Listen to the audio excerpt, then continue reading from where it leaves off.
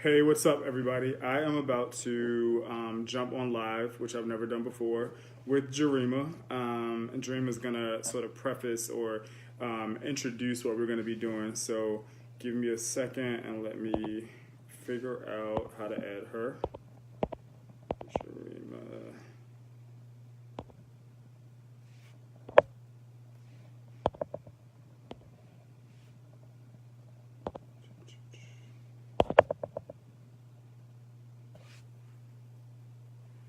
Bring them.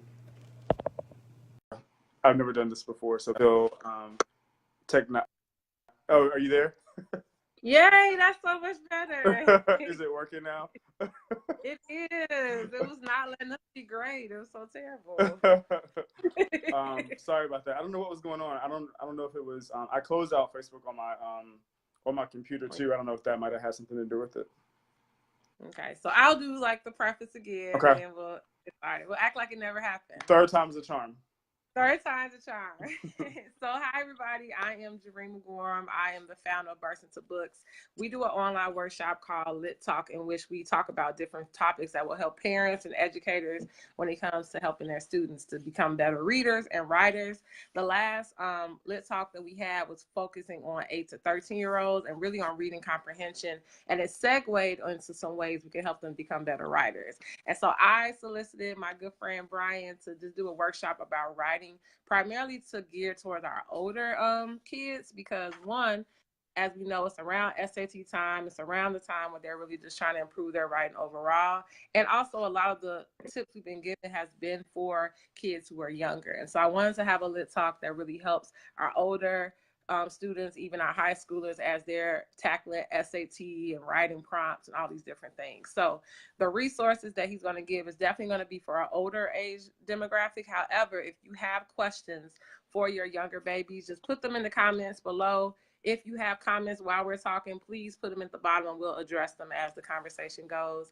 But again, I'm just going to give it over to Brian. I want him first to just kind of give a little bit about his say a little about his background, and then we'll dive into what he has prepared for today. So thank you. Sweet. Thank you, Jurema. So, as she said, I'll just start with a really quick introduction, and then we'll jump right into just talking about the resource that we've kind of put together that's going to be available for students and for families. So, as Jurema said, my name is Brian Riddick. I work with Jurema at Butler College Prep, which is one of Noble's campuses. At Butler, I manage college counseling, and so the dean of college and post-secondary planning. I also do some adjunct work at a local community college where I teach college writing, analytical writing. I've taught speech writing and speech communications. I went to North Carolina State. I majored in English there. Have a minor in journalism, just like a focus on language, writing, and rhetoric. And so I'm very interested in just talking to students about how to write and about making sure they're prepared to sort of do this at the next level, particularly as it relates to just getting prepared to write for the SAT or any standardized test. And so I've sort of thought about the resource that we're going to share out just in terms of how students really start to think about writing again so they can prepare for the SAT. And that's sort of the focus today. So that being said, I'm going to package this, I think, in a way that Jurema can share it later on if she wants, so that she can give it to students so they can use. But I do want to preface it by saying it's really not something that talks about formatting. And so I think students kind of get that beat into their heads from day one, right? This is what an essay should look like. This is how many paragraphs it should be. This is the order and all that good stuff. That's really not the goal. The goal is more so to teach students how to really think about actively responding to prompts as they see them, because that oftentimes is the hurdle. So I'll jump right in. So before you start, my biggest tip to students is to really just make sure that they are reading to understand and not reading to respond. Because if students are reading to respond, they're immediately setting themselves up to be limited. But if you're actually reading to understand what the assignment is being put in front of you, you're already starting leaps and bounds ahead of everyone else. And then I'll sort of... I'm sorry. Yeah, of course. Go ahead. So when you say reading to understand versus respond, so does that mean that you're only looking for the answer versus trying to understand how things are connected. Like when I read that part, I thought that was pretty cool. Like, okay, you're trying to understand versus response. Because I think a lot of times when students are reading a prompt or reading something, literally, I mean, we're told to read the questions first or read what we're asked to do first and then look for those answers. So you're saying not to do that, but more so just read it to just take the main details in first. Yeah, it's a good question. I think there's a sweet spot of trying to figure out how to balance both, right? So I actually do advise students to kind of read the questions ahead of time so they know what they're looking for. The danger in doing that, though, is that students would then say, oh, I'm just looking for this part. The rest of it doesn't matter, which actually isn't true. Because you have to really know exactly, you have to know what you're reading in order to respond in a way that you tackle the whole problem, right? And so I think there's a sweet spot is the short answer. Hey, Stephanie. What's up, Rashawn? Happy belated birthday. So that's the biggest tip. So jumping into the steps, though, you want to also understand the assignment. And so I sort of took this and I said, all right, think about it this way. Are you expected to read a passage, and then how are you expected to respond to the prompt? Kids, by default, will look at a prompt sometimes and completely ignore it and just assume that the prompt is just for them to say, do you agree or disagree? Which is quite frequently not actually the prompt at all. And so step one is just you have to understand what is it that you are being asked to do, and then understanding what you're being asked to make sure you actively do that.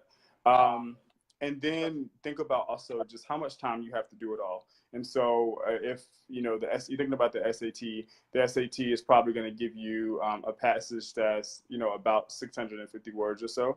And thinking about that, if you have 50 minutes, you then have to consider, if I have 50 minutes to do all this, how do I break this apart? And how do I make sure I have enough time to do it all? And by and large, a lot of the writing that teachers have students do leading up to the SAT is just preparation.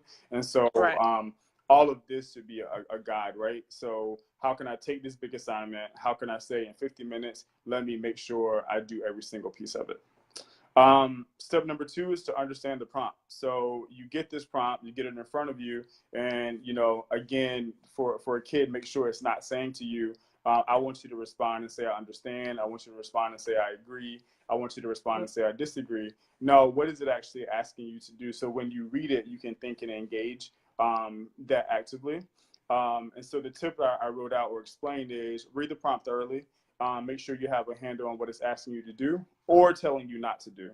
Because with the SAT specifically, it will actually quite frequently say, we don't want you to do this. We want you to do this instead. And so students have to make sure they pay attention to that nuanced language so that they are doing actually what the assignment is saying. A major piece of getting a good score is simply following the blatant directions. And so following the directions as they're written is a big, big part of the battle. And if you just do that, then you're already on the steps toward getting a good grade on the assignment or scoring well, I guess is a better way of putting it. Hey, Tiffany, go Wolfpack. Step number 3, pay attention while you read. And so I think this might even be the meat of the resource. And so, again, I'm really excited to sort of package this so Jurema can share it. But pay attention while you read is a very loaded statement. But I've broken it apart into just 3 or 4 different things you can do. Number 1, if you understand the prompt, you can actively read to answer the question. And in essence, you can kill 2 birds with 1 stone. And here are a couple ways to do that. The first I mentioned is to annotate, which will help you actively read. I have 3 suggestions for annotating. Something that, again, that students start to learn very early on, but 3 things that I think sort of stand out. 1, create some pre-reading questions aligned to the prompt that you can answer and think about while you're actually reading the text.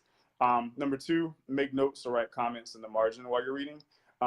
So here's what the notes or comments can be about. They can be around points of emphasis, so things that really stand out to you, things you don't understand. So if something is just very convoluted, or if it doesn't come to you immediately, make a note about that. Things you can test, so stuff you disagree with, and then also things you want to summarize. And so it's okay to summarize in the margin so that you can come back later and say, oh, that's what this paragraph was. Or if you need to use that specific body or part of the text as evidence and you sort of you've summarized it or paraphrased it, you can find it a bit quicker.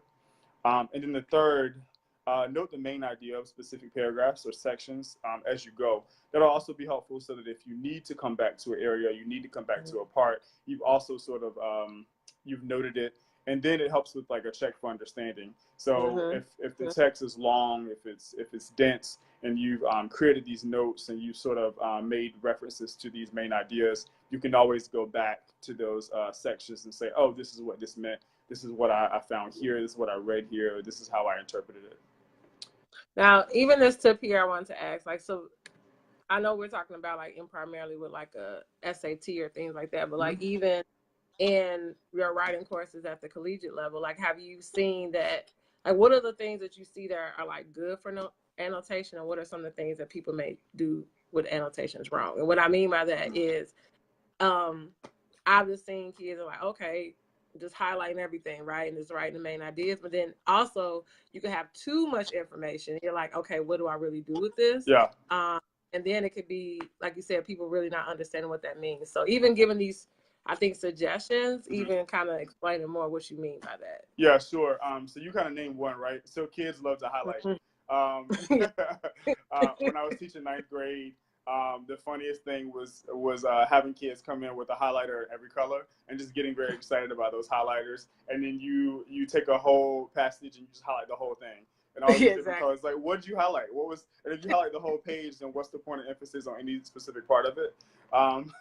So I think that in essence is sort of the meat of it. You know, you have to decide what's significant enough. So are you highlighting, or are you underlining? Are you identifying like the parts of the text you don't understand? Are you going for the areas of the text that are points of emphasis?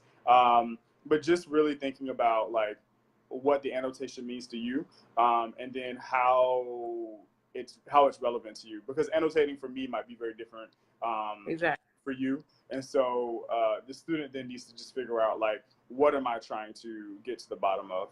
I hope that answered your question. Did that kind of? Yeah. Okay.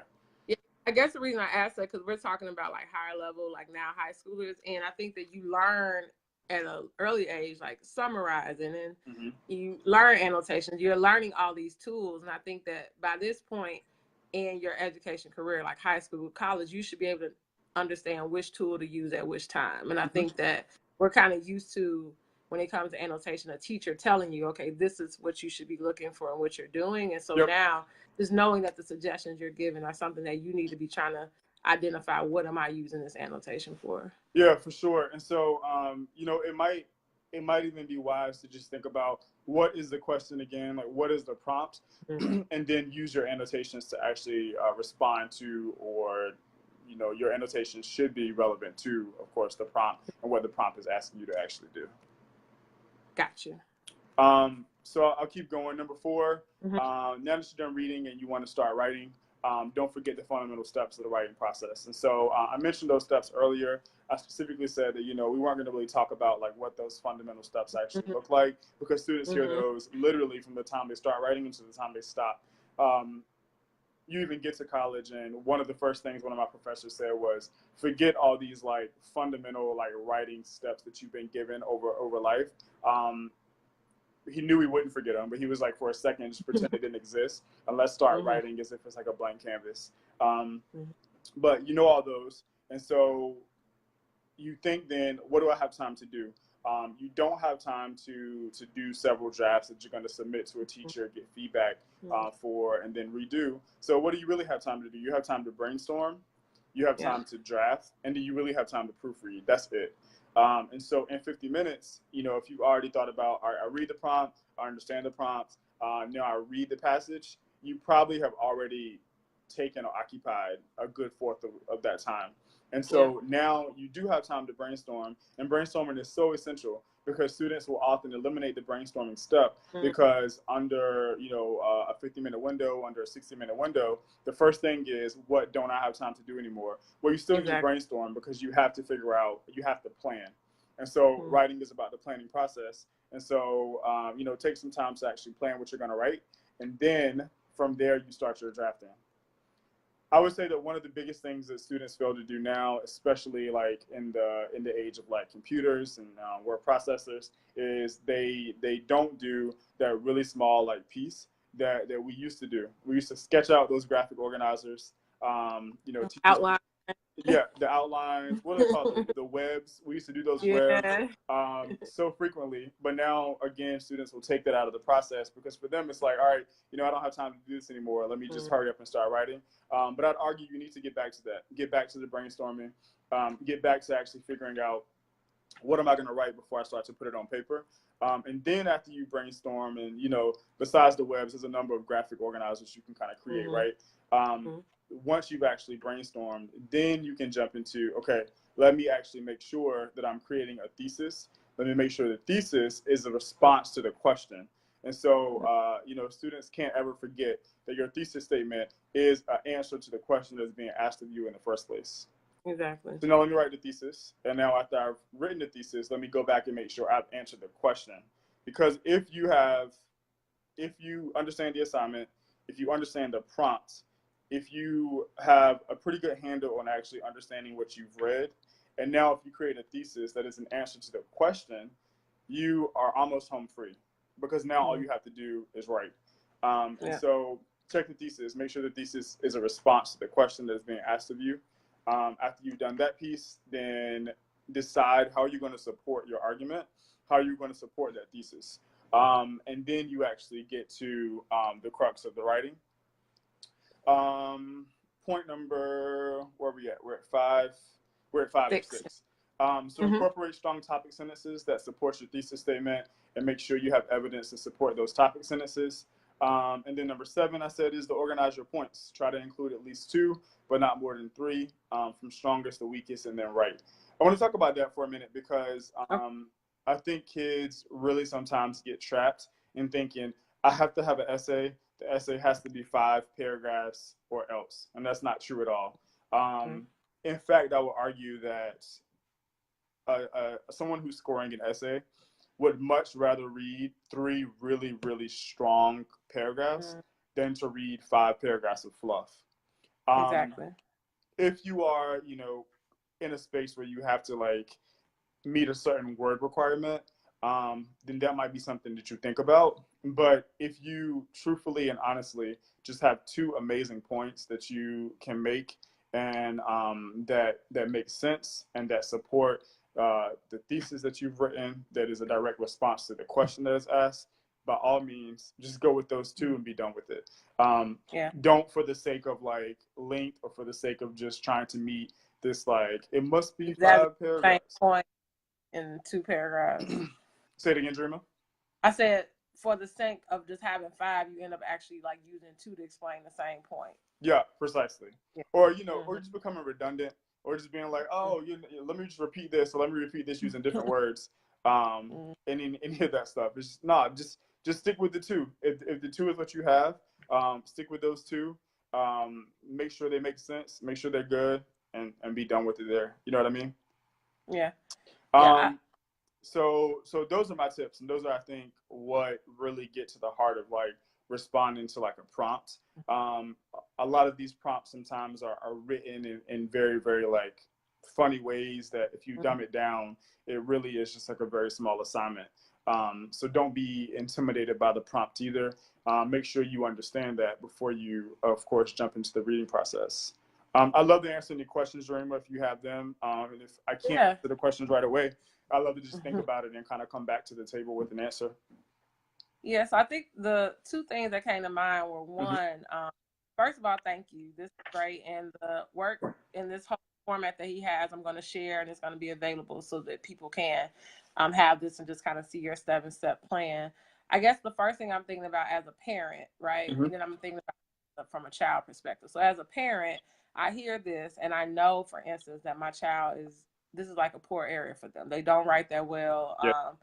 Better speakers than writers. And so when it comes to this, like, what would be a way that I could have them practice this, so in a way that it doesn't feel at home you're at school again? And I'm like, okay, keep doing these prompts. And so I think that even at the high school level, as we're saying, hey, we need you to get this reading score, this EBRW score higher, or these different scores higher, it can become a little redundant to keep doing like test books and stuff like that. So what could be a way that as a parent you can support their child? So that's the first question. And then the second one would be like, so as hold a on, student. just so it's in my brain, let me answer the first one. Yeah.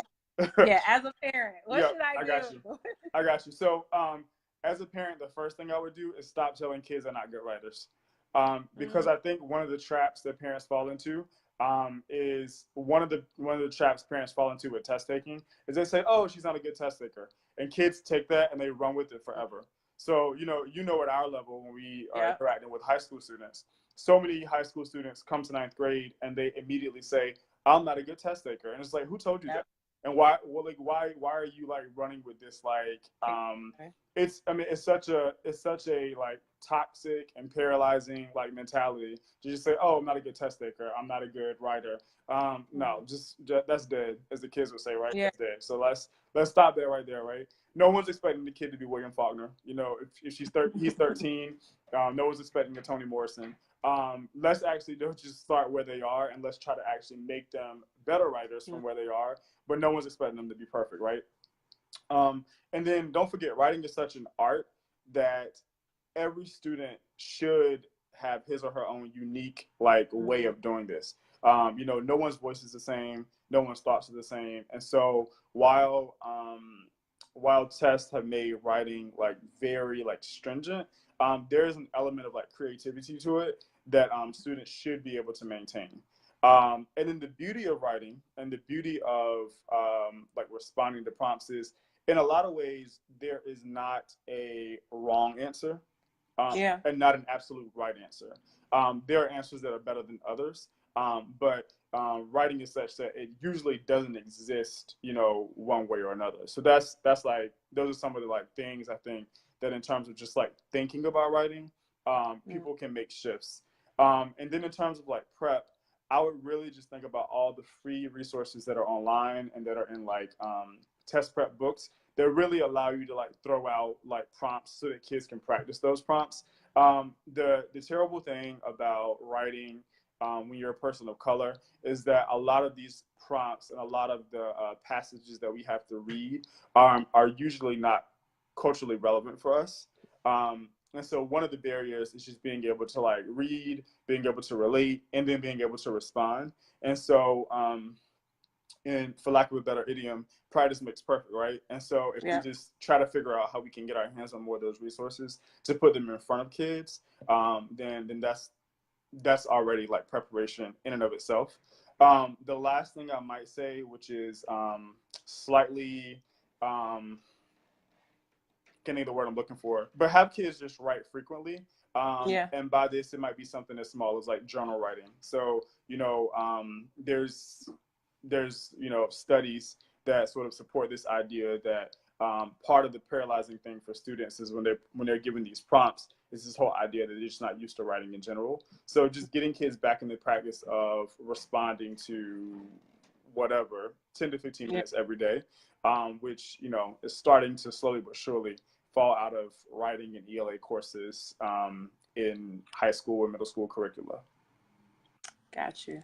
Before I ask my second question, Danny Smith is on here. Hey, Danny. What's up, Danny? And he asked you a question that I think segues us talking about from the student side and the child side. So when do you start preparing writing prompts that will essentially be used for personal statements come senior year? Yeah, that's a really good question. So it sounds like what Danny is asking is basically, how do you start to get kids to think about how they're going to respond or how they're going to write about themselves when they actually do become seniors?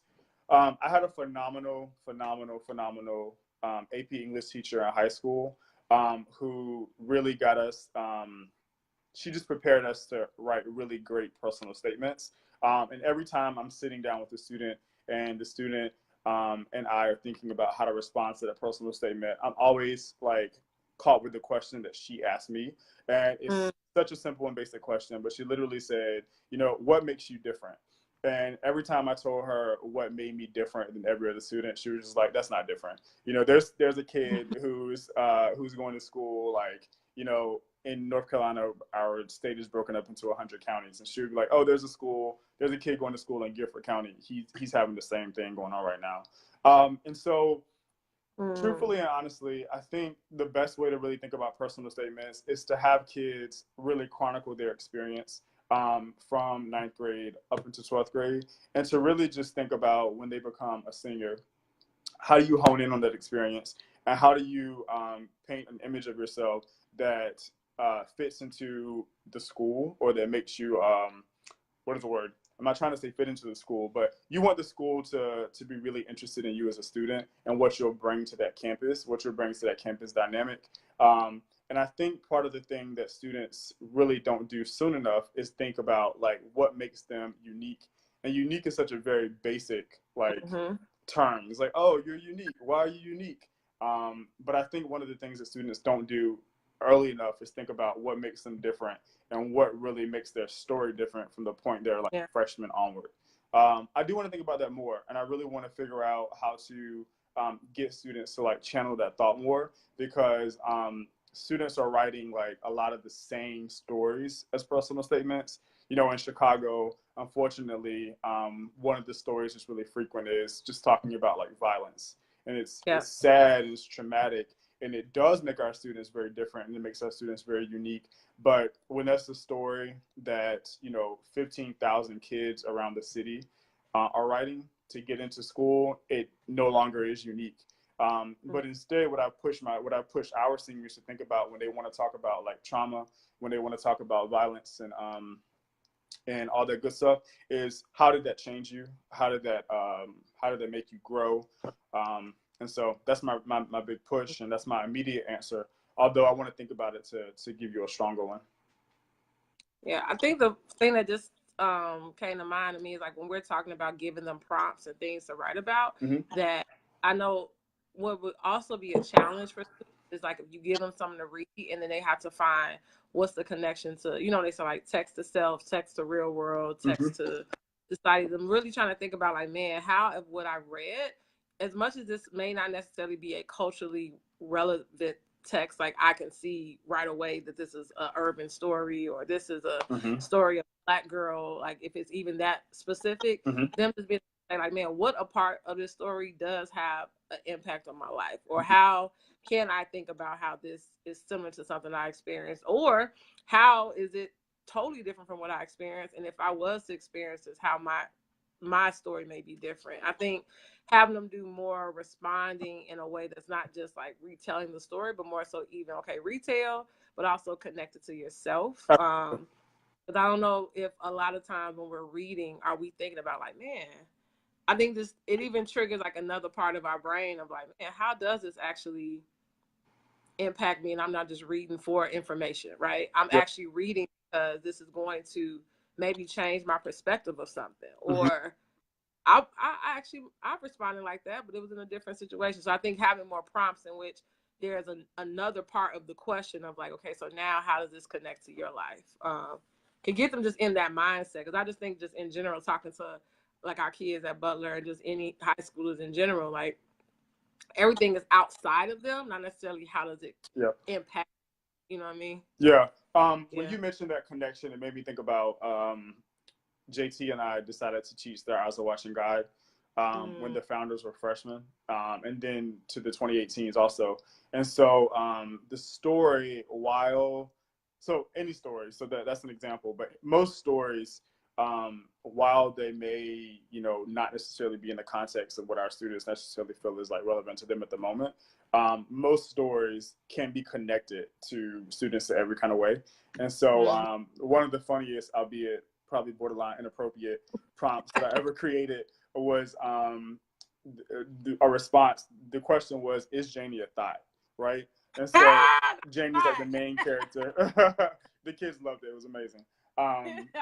Janie's, of course, the main character. And I mean, like, their responses were like phenomenal. And what was actually really, really interesting is thinking about how the students were divided in terms of like the demographic of the class. and how many of the students who identify as female were like, absolutely not, you know, she's in love, and this is why she's not, versus the students who identify as male being like, absolutely, and here's why.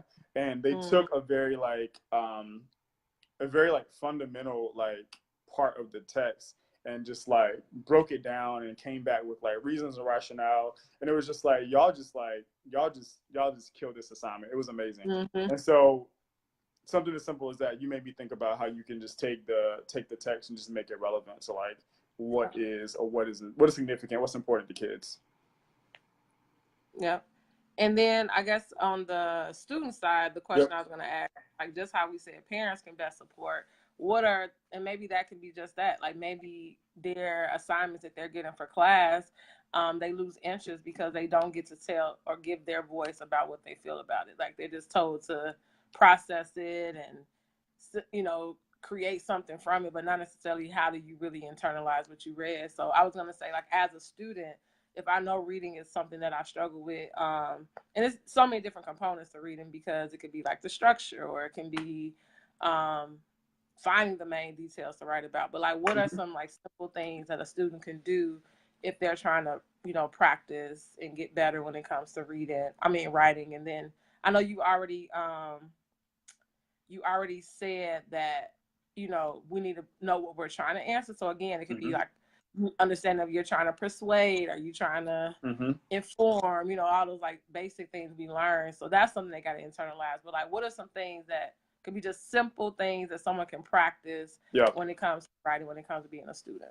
Yeah. So if I were a student and I were really trying to think about how I could get better at this, I would really just start with making sure reading comprehension is a big part of like my daily thing. And so unfortunately, I think students suggest reading is not as important as it used to be for a myriad of reasons. But part of the inability to really do well on like tests like these rests with this, with the inability to actually like fully comprehend.